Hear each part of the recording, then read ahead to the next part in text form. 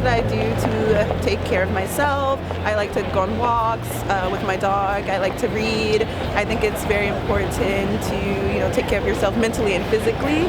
So I like to go to the spa, like get my nails done sometimes, or even just as simple as staying in bed all day and not getting out and doing nothing. What I like to do is travel around cities that I've never been to and sort of get lost. So I'm actually just in London for 24 hours before I head back home. So that's really what I like to do.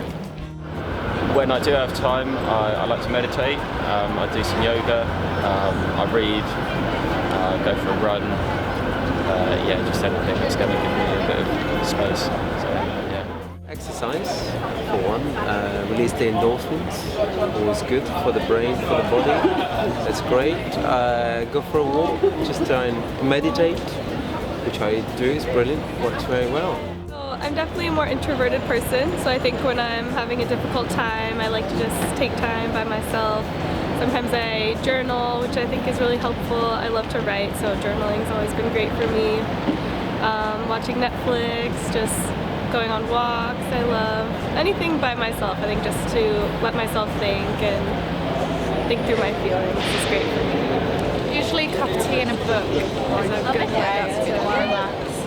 I like baking. Baking's good. Well, yeah. And nice smells. Yeah, it's got candles. Yes.